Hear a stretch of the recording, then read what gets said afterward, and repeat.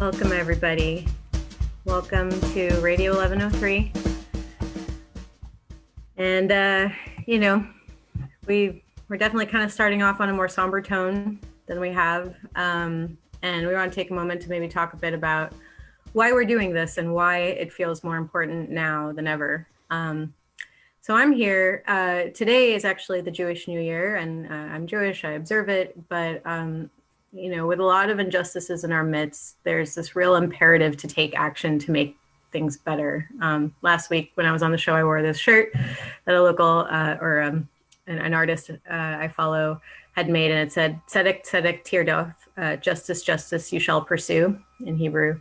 And a particularly strong Jewish fighter for justice, Ruth Bader Ginsburg, has just passed, and it's more important than ever to keep up her fight. Yeah, I really appreciate you saying that. And I guess for myself, right, like I'm married to an educator. I'm a former classroom teacher. I work with educators every day. And so in my mind, it makes me think about just like the work that all of anyone who's choosing to be in classrooms and work with youth this year, right? Like they're also part of the frontline support for our families, our children, and our communities. And so, thinking about Ruth Bader Ginsburg and her work, she has a quote that I think about a lot, which says, fight for things that you care about, but do it in a way that will lead others to join you. And so I think that's a lot of what we're trying to do here with these streams the last few weeks, is trying to talk about the coalition that we're building across this country about the type of change that we want. And if there was any time in which we urgently feel the importance of taking back a Democratic majority in the Senate, this is it. So the Senate is what confirms Supreme Court justices. The president nominates them, the Senate confirms them. And so the Senate will be the ones to accept or reject Ruth Bader Ginsburg's replacement as proposed by the president.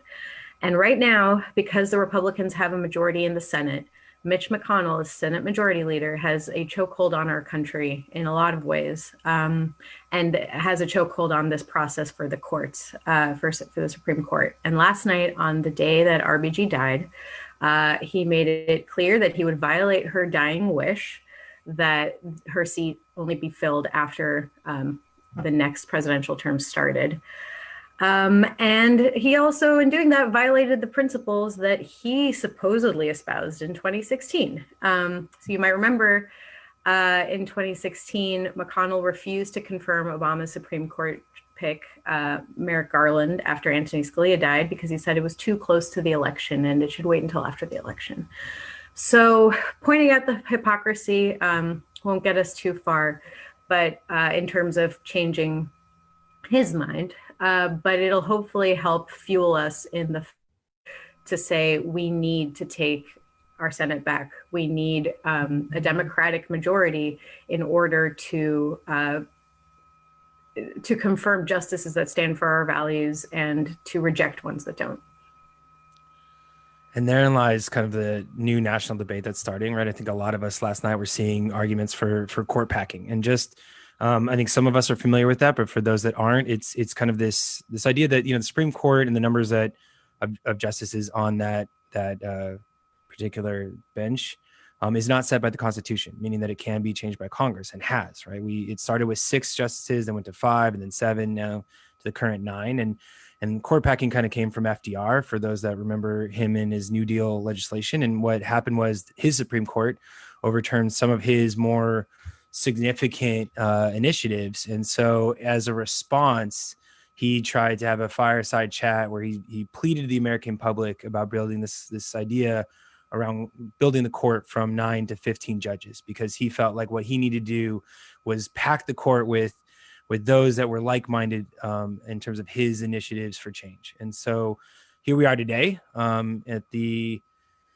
in memorial of Ruth Bader Ginsburg and all of her work, where we're looking at a possibly packed conservative court. And so if and when Biden does win in this particular election, it might be up to his coalition to make the choice of if that would be a way to counterbalance some of the more recent appointments that we've seen.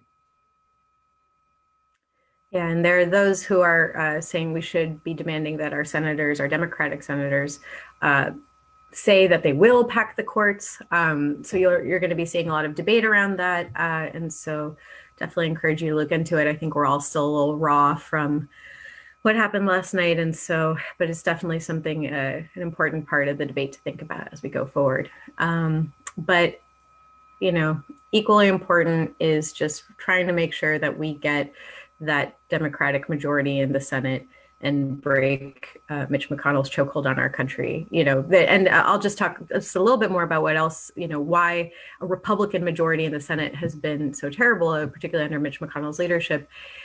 You might hear, a lot of us are fans of the squad in Congress, of, the blue wave.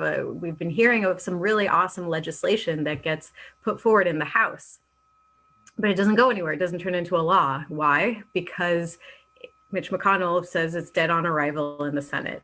So we have, some really wonderful leaders putting out some really important legislation around social justice, around, what we need to recover from COVID, and it's just not getting through.